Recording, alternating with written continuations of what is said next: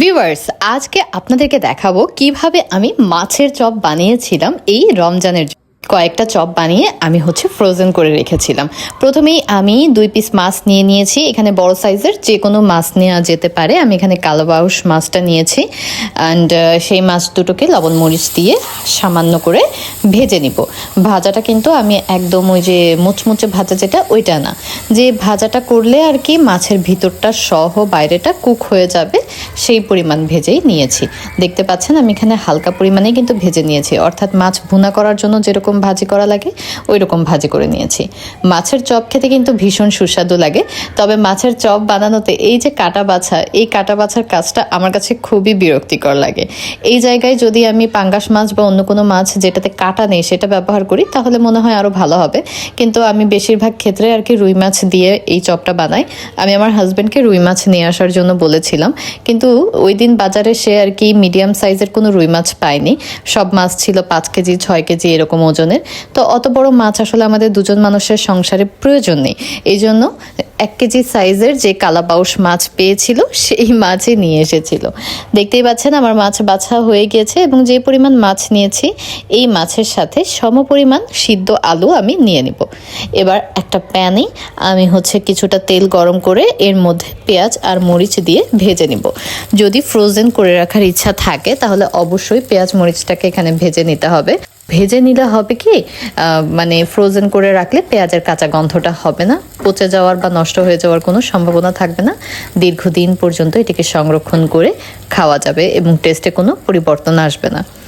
এর সাথে আমি সামান্য লবণ দিয়ে দিচ্ছি। এই লবণটা দিলে পেঁয়াজের ভিতর থেকে পানিটা তাড়াতাড়ি বের হয়ে আসবে। এখানে মাছ এবং আলুর জন্য যে পরিমাণ লবণ লাগে আমি সেই পরিমাণ লবণই দিয়েছি, অর্থাৎ একটু বেশি করে লবণ দিয়েছি যাতে একবারেই আমার কাজ পরিপূর্ণ হয়ে যায়। অ্যান্ড একটু নাড়াচাড়া করতে যাচ্ছি। আমার আসলে চুলাটা নতুন, এই চুলার না তাপ বাড়ালে দেখি অনেক বেড়ে যাচ্ছে, কমালে একেবারে কমে যাচ্ছে। এই জন্য আমার একটুখানি সমস্যা হচ্ছে এটার সাথে অ্যাডজাস্ট হইতে। ইনশাআল্লাহ হয়তো বা খুব সুন আমি এটার সাথে অ্যাডজাস্ট হয়ে যেতে পারবো। এবার আমি এখানে মাছ এবং আলু সিদ্ধ যেটা রেখেছিলাম সেটা দিয়ে দিচ্ছি। দেখতেই পাচ্ছেন আমি এখানে কিন্তু সমপরিমাণে নিয়েছি। সমপরিমাণ নিলে এটার মাছের টেস্টটা বেশি থাকবে, কিন্তু যদি আলুটা বেশি হয়ে যায় না তাহলে কিন্তু মাছের স্বাদটার একটু কমে যাবে। তাই চেষ্টা করবেন সমপরিমাণ দিতে। তবে আবার মাছ বেশি আলু কম এরকম একেবারে হইলে কিন্তু ওই যে স্টিকি যে একটা টেক্সচার প্রয়োজন আমাদের চপের শেপ দেওয়ার জন্য বা কাটলেটের শেপ দেওয়ার জন্য সেটা কিন্তু আসবে না। এবার আমি এর সাথে একটু চাট মশলা আর সামান্য পরিমাণ টেস্টিং সল্ট এবং এর সাথে মাছের মশলা নিয়ে মাছের মশলা না, ম্যাগি স্বাদে ম্যাজিক মশলা নিয়ে নিচ্ছি। ম্যাগি স্বাদে ম্যাজিক মশলাটা কিন্তু দিলে একেবারে লাইফ চেঞ্জিং একটা টেস্ট আসে অ্যান্ড এটা সবার খুব পছন্দ হয়। আমি একবার পাঙ্গাস মাছ দিয়ে এই চপটা বানিয়েছিলাম অ্যান্ড ট্রাস্ট মি, খেয়ে কেউ বুঝতেই পারেনি যে এটা পাঙ্গাস মাছের টেস্ট, কারণ এটা এত মজা হয় যে এটা আসলে মানে সব বয়সের মানুষের খুব পছন্দের খাবার। আমাদের বাসায় বিশেষ করে এই চপটা বানানোর পর থেকে রমজান মাসে আর কি মাছের চপ না হলে বলতে গেলে হয়ই না, আমরা নিয়মিতভাবে এই মাছের চপ খাই। এটা যখন হালকা ঠান্ডা হয়ে আসবে, পুরোপুরি ঠান্ডা হয়ে গেলে কিন্তু আলুটা শক্ত হয়ে যাবে, তাই যখন মানে হাত দেয়া যাবে এরকম পরিমাণ গরম থাকবে সেই সময় এটাকে খুব সুন্দর করে স্ম্যাশ করে শেপ দিয়ে নিতে হবে। যেহেতু মাছ সেহেতু ছোট ছোট কাটা থাকতেই পারে, তাই এটাকে স্ম্যাশ করার সময় খুব সাবধানে করতে হবে যেন কাটা খুব বড় সাইজের কাটা থাকলে সেটা হাতের ভিতরে ঢুকে বড় ধরনের বিপদ না হয়ে যায়। আমি এখানে এটাকে চপের শেপ দিয়ে নিচ্ছি।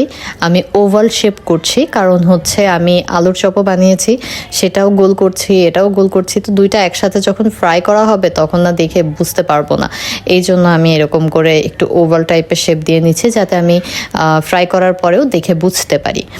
আর একটা ব্যাপার, এটা কিন্তু চাইলে কর্নফ্লাওয়ার এবং ময়দা এগুলো মিক্স করে কোনো প্রকার বেসন কোটিং ছাড়াই সামান্য তেল দিয়ে ফ্রাই করা পসিবল, বাট আমি যেহেতু রমজানের জন্য বানাবো তাই বেসন দিয়ে কোট করেছি। এখানে আমার আলুর চপ এবং মাছের চপ দুইটাই রেডি হয়ে গিয়েছে এবং এই পর্যন্ত আমার ভিডিওটি দেখার জন্য অনেক অনেক ধন্যবাদ। সবাই লাইক, কমেন্ট এবং শেয়ার করে পাশে থাকবেন।